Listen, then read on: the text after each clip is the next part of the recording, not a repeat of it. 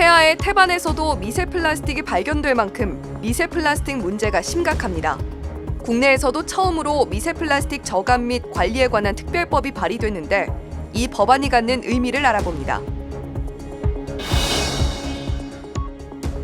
영유아 시기, 적절한 발달 시기를 놓치지 않는 것은 이후의 삶에도 지대한 영향을 미칩니다. 서울에 전국 최초로 영유아 발달 지원센터가 문을 열었는데 이전보다 저렴한 가격에 빠른 진단과 치료를 받을 수 있을 것으로 기대됩니다. 타국에서 일을 하다 어려움을 겪는 외국인 노동자들을 지원해주는 외국인 노동자 지원센터. 이곳에서 일하는 노동자들의 처우는 괜찮을까요? CPBC 뉴스가 취재했습니다.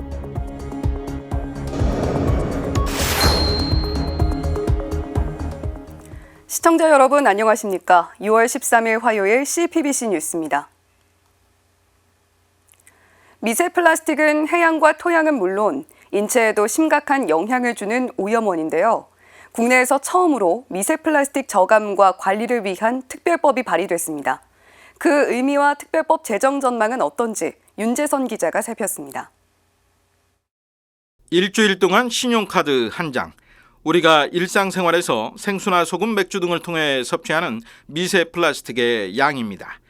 매년 바다로 흘러 들어가는 100만 톤의 미세 플라스틱 가운데 35%는 합성 섬유를 세탁하는 과정에서 발생하는 미세 섬유입니다. 5mm 이하로 잘게 부서진 미세 플라스틱은 해양 플라스틱 중에 인간에게 가장 무섭고 공포스러운 물질입니다. 먹이사슬을 거친 플라스틱의 마지막 종착지는 결국 사람의 몸속이기 때문입니다. 충격적인 건 임산부 체내에 축적된 미세 플라스틱이 태아에게 전달돼 신생아의 태변에서도 미세 플라스틱이 검출됐다는 사실입니다. 그럼에도 현재 우리나라에는 이런 미세 플라스틱을 관리하는 기준이나 대책이 매우 미흡한 상황입니다. 화장품이나 의약 외품, 세정 세탁 제품 제조에 들어간 1차 미세 플라스틱에 대한 사용 금지만 있을 뿐입니다. 1차 미세 플라스틱, 전체 미세 플라스틱 중에서 한 2% 정도 차지하는 미세 플라스틱에 대한 규제는 그나마 있었지만 더 큰 문제가 되는 2차 미세 플라스틱에 대해서 총체적으로 관리하고 저감하기 위한 법 체계는 전무했었습니다. 그런 점에서 이수진 의원이 지난 5일 대표 발의한 미세 플라스틱 저감과 관리를 위한 특별법은 미세 플라스틱을 포괄적으로 규제하고 관리할 수 있는 단일 법안이라는 데 의미가 있는 걸로 평가됩니다. 특별 법안에는 미세 플라스틱을 물에 녹지 않는 5mm 이하의 고체 플라스틱 입자로 정의하고 유출 방지, 수거 책임과 함께 저감을 위한 기술 개발 지원 근거 등이 담겼습니다. 미세 플라스틱 규제 강화는 전 세계적으로 피할 수 없는 과제로 받아들여지고 있습니다. 특히 유럽을 중심으로 의류와 섬유, 타이어 등 다른 산업으로까지 확대될 가능성이 큽니다. 2025년 1월부터 프랑스 내 판매되는 모든 세탁기에서는 미세 플라스틱 세탁기 필터를 달아서 시판을 하게끔 되어 있습니다. 그 부분은 전 유럽 쪽으로 확대되고 있고요. 섬유 제품에 대해서도 어떤 그런 친환경적인 요구를 규제를 통해서 많이 하고 있습니다. 유럽에서. 더구나 국제사회는 플라스틱 오염을 막기 위한 국제협약을 내년 말까지 체결하기로 합의한 상황입니다. 이른바 환경무역장벽이 더욱 공고해질 수밖에 없습니다. 미세 플라스틱 저감을 위한 특별법 발의가 늦었지만 반가운 이유입니다. 걱정인 건 내년 총선의 열기가 밀려와 하반기부터 입법의 창이 닫히지 않을까 하는 점입니다. 그러기 전에 국회가 입법 논의에 속도를 내는 게 무엇보다 중요합니다. 바로 지금이 그때입니다. CPBC 윤재선입니다.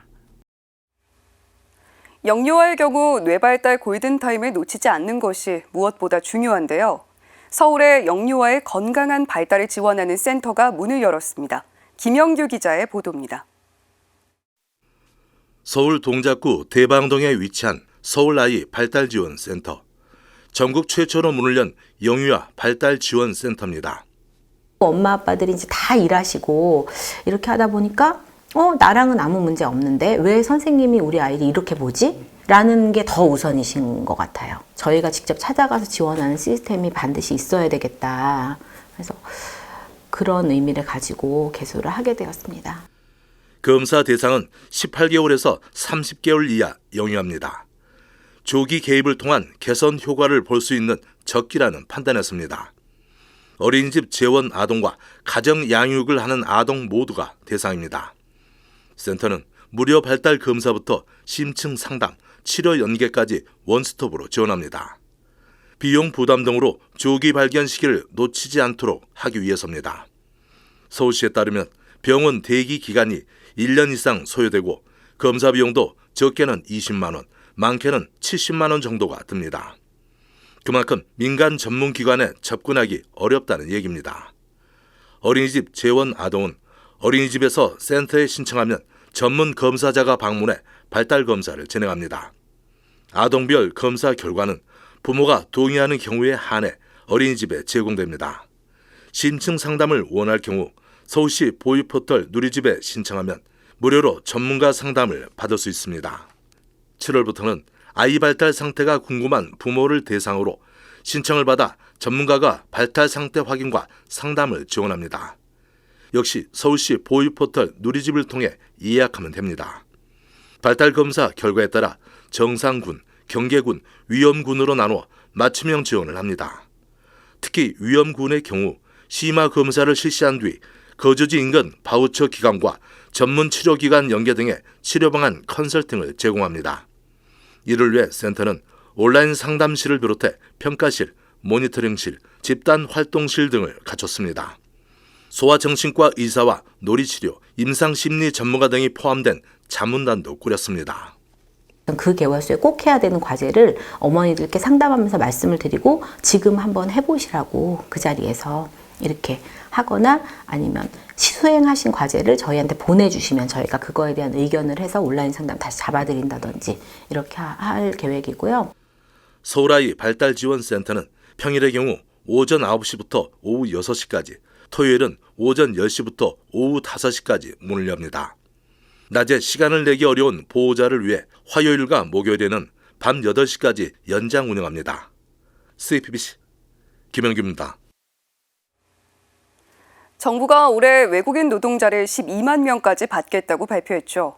외국인 노동자들이 한국에서 일할 때 발생하는 여러 문제를 최일선에서 지원해주는 곳이 외국인 노동자 지원센터인데요. 정작 외국인 노동자 지원센터 노동자들의 처우도 열악하다고 하는데 현실은 어떤지 김현정 기자가 취재했습니다. 외국인 노동자 지원센터는 서울을 비롯 전국에 9개가 있습니다. 한 사업장에서 일하는 직원들은 통역사들과 상담사를 포함해 보통 10명이 넘습니다. 외국인 노동자 지원센터는 고용허가제 등으로 한국에 일하러 온 외국인에게 상담 서비스와 한국어 교육을 비롯한 여러 가지 안전교육을 실시합니다. 또 외국인 노동자들이 국내에서 일하면서 임금 체불이나 부당한 처우를 당했을 때 사실관계를 확인해 권리구제를 위해 힘써주는 역할을 합니다. 그런데 인권보호 최일선에 있는 외국인 노동자 지원센터 노동자들의 처우가 외국인 노동자들보다도 못하다는 지적이 나오고 있습니다. 주로 결혼 이주 여성들을 고용해 지원하는 현지어 상담 통역 직원의 경우 최저임금에 맞춰 임금을 지급하고 있습니다. 상담 업무를 하는 직원들도 마찬가지입니다. 15년 차 팀장 월급이 280만 원 정도입니다. 그나마도 10년 동안 8%의 임금 인상이 이뤄진 겁니다. 3년 동안 임금이 동결된 적도 있었습니다. 연차가 쌓여 업무 능력이 향상돼도 이에 걸맞는 처우를 받지 못하고 있는 겁니다. 그러다 보니 10년 넘게 일했던 직원조차 회의감에 빠지고 사기 저하로 이어지기 일쑤입니다. 외국인 노동자 지원이나 서비스 질에도 영향을 끼칠 것으로 보입니다. 낮아진 사기만큼 적극적으로 노동자들의 권리를 옹호하거나 하는 부분에 있어서도 제가 좀 더 적극적으로 열심히 일하라고 얘기하기가 되게 미안할 정도예요. 그래서 요즘은 정말 그래서 너무 열심히 일하지 마세요라고 얘기를 합니다. 외국인 노동자 지원센터는 고용노동부가 설립하고 비영리 민간법인에 맡겨 운영하는 기금 사업 및 보조금 지원 사업입니다. 한 해 프로젝트 사업처럼 예산이 편성되며 그 예산 안에 인건비도 포함되어 있습니다. 예산에서 인건비가 지원이 되는 부분이 있어서 저희가 이제 지원되는 거는 지금 말씀드린 것처럼 이제 지금 상담원들 맡으신 분들은 최저임금 수준으로 해서 지급이 되고 있고요. 저희가 이제 이래서 이제 운영기관에서 이제 그분들 이제 소속이 운영기관이기 때문에 이제 외국인 노동자 없이는 우리 산업이 제대로 돌아가지 않는 만큼 외국인 노동자 지원센터도 지속 가능성 있게 사업을 운용해야 할 때입니다. 고용허가제 노동자들 사실 정부가 책임을 지고 들여온 거잖아요. 이런 공적인 범위 안에서 이런 센터들이 운영이 되는 거고요. 다른 민간하고는 사실 다른 거죠. 그렇다면 정부가 이렇게 공적인 서비스를 제공한다라고 했을 때에는 보다 많은 여기에 대한 제대로 된 정책들도 뒤따라야 되는데. CPBC 김현정입니다. 가톨릭대학교 신학대학이 2024학년도 신입생을 모집합니다. 2024학년도 가톨릭대 신학대학 신입생으로 지원하려면 사제를 지망하는 일반 예신 학생이나 체계적으로 신학 공부를 희망하는 수도자, 남녀 평신도면 가능합니다. 고교 졸업자 또는 졸업 예정자, 대학 수료자, 수도자, 1989년 2월 28일 이전 출생한 만학도면 지원할 수 있습니다. 원서 접수는 오는 9월 11일부터 15일까지 가톨릭대 신학대학 홈페이지를 통해 접수받습니다. 면접은 오는 11월 3일입니다. 자세한 사항은 가톨릭대 신학대학 홈페이지를 참조하면 됩니다. 한편 가톨릭대는 최근 2024학년도 수지 모집 요강을 발표했습니다. 2024학년도 수시 모집 인원은 2023년도보다 3명 늘어난 1,343명을 모집할 계획입니다. 미혼 남녀들이 성과 생명, 사랑에 대해 묵상할 수 있는 청년 피정이 열립니다. 서울대교구 생명위원회와 한국틴스타는 7월 1일부터 1박 2일간 성, 생명, 사랑의 길이라는 주제로 청년 피정을 실시합니다. 피정은 서울 한남동 꼼벤뚜알 프란치스코 수도의 피정의 집에서 열리며 만 20세에서 39세 미혼 남녀를 대상으로 합니다. 피정 첫째 날은 인간의 존엄성과 인격을 묵상하는 기쁨의 날로, 둘째 날은 생명의 길과 인격적 사랑의 의미를 짚어보는 사랑의 날로 꾸려집니다. 피정은 주교회의가 발간한 청년들을 위한 생명 지킴 안내서를 바탕으로 진행될 예정입니다. 모집 기한은 6월 21일까지이며 참가 신청서는 생명위원회 홈페이지에서 내려받을 수 있습니다. 이상으로 CPBC 뉴스를 마칩니다. 시청해주신 여러분 고맙습니다.